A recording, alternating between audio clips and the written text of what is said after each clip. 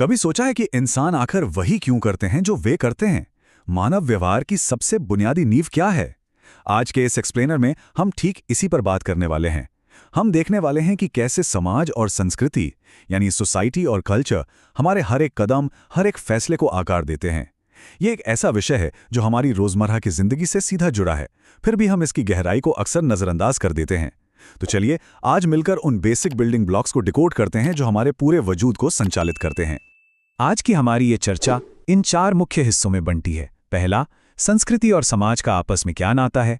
दूसरा, संस्कृति और हमारे जीव विज्ञान यानी बायोलॉजी के बीच का अंतर। तीसरा, संस्कृति के प्रमुख लक्षण। और आखिर में भाषा और संस्कृति का गहरा कनेक्शन। चलिए शुरू करते हैं। शुरुआत एक बहुत ही गहरे सवाल से करते हैं। इंसानों को बाकी जानवरों से आखिर क्या अलग करता है? ये एक ऐसा सवाल है जिसने सदियों से बड़े बड़े विचारों को सोचने पर मजबूर किया है।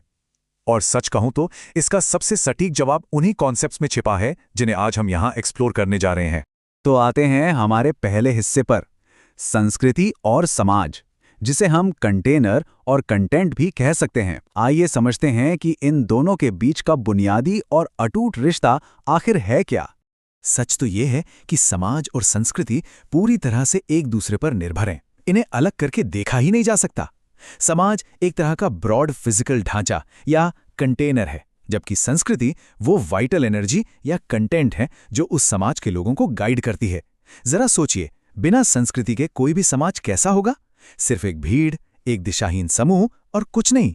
इसी बात को मशहूर समाजशास्त्री रैल्फ लिंटन ने बहुत ही सटीक ढंग से समझाया है। उनका मानना है कि समाज वास्तव में लोगों का एक फिजिकल और व्यवस्थित समूह है, लेकिन संस्कृति उनका ऑपरेटिंग सिस्टम है। ये उन जिम्मेदार लोगों की विशेषताओं का पूरा एक पैकेज है जो उस समाज को चलाते हैं। है ना कितनी शानदार परिभाषा? अब इस मुद्दे पर ईबी टाइलर की ये फाउंडेशनल परिभाषा भी बहुत मायने रखती है। ये साफ तौर पर दिखाती है कि संस्कृति कोई एक अकेली चीज नहीं है। ये तो समय के साथ जमा हुए ज्ञान, विश्वास, कला, नैतिकता और हर तरह के व्यवहारों का एक विशाल संचय है।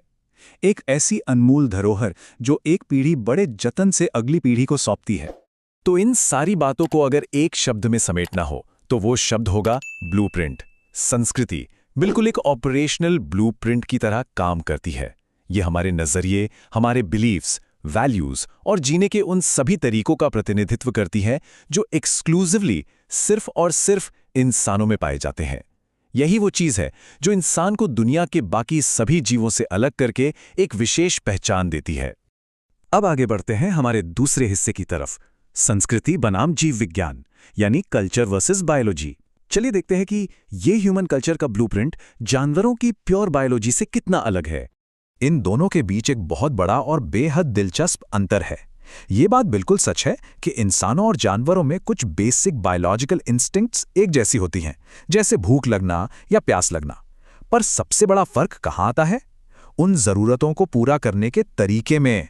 दोनों का एग्जीक्यूशन पूरी तरह से अलग है। और ये अंतर यहां बिल्कुल साफ नजर आता है। देखिए, बायोलॉजी यानी हमारी प्रकृति हमें सिर्फ एक इच्छा या भूख देती है, लेकिन हमारी संस्कृति उस भूख को मिटाने के तरीके में अनुशासन और गरिमा लेकर आती है। जानवर बस अपनी बेसिक इंस्टिंक्ट्स के हिसाब से रिएक्ट करते हैं, जबकि इंसान अपनी संस्कृति द्वारा बनाए गए नियमों और मैनर्स के दायरे में रहकर उनका समाधान निकालते हैं। यही तो असल ह्यूमन टच है। एक और बड़ा फर्क यहां समझने वाला है, जानवर पूरी तरह से ऑटोमैटिक जेनेटिक ट्रांसमिशन पर निर्भर करते हैं, जैसे स्किन या आंखों का रंग जो अपने आप अगली पीढ़ी में चला जाता है। लेकिन संस्कृति ये जेनेटिक्स के जरिए ऑटोमैटिकली ट्रांसफर नहीं होती। इसके बजाय इंसान बहुत ही कॉन्शियसली सामाजिक संपर्क और सिखाने के माध्यम से अपने व्यवहार और आदतों को अगली पीढ़ी तक पहुंचाते हैं। ये एक एक्टिव प्रोसेस है। इसके बाद हम आते हैं तीसरे हिस्से पर, संस्कृति के प्रमुख लक्षण।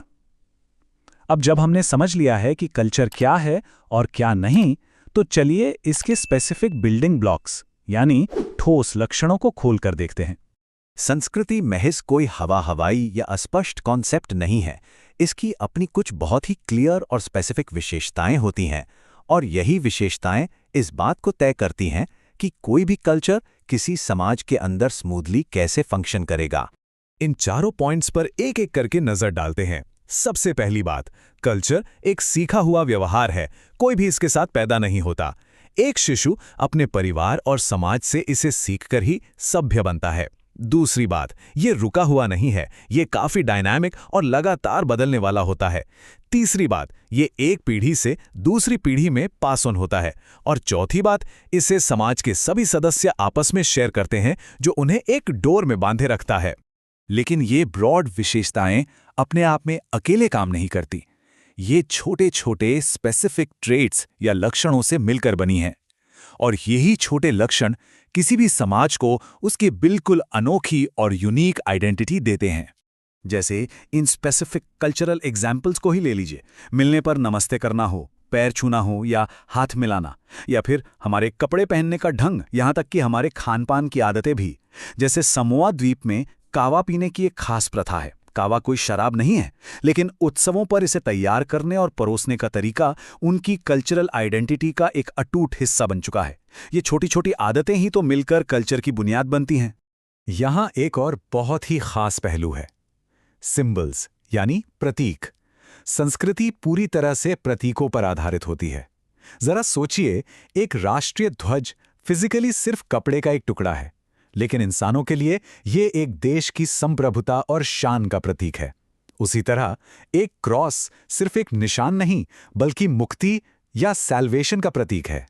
सिर्फ और सिर्फ इंसान ही आम चीजों को इतने गहरे और अर्थपूर्ण प्रतीक में बदल सकते हैं। और अब आते हैं अपने आखिरी और शायद सबसे जरूरी हिस्से पर, भाषा और संस्कृति।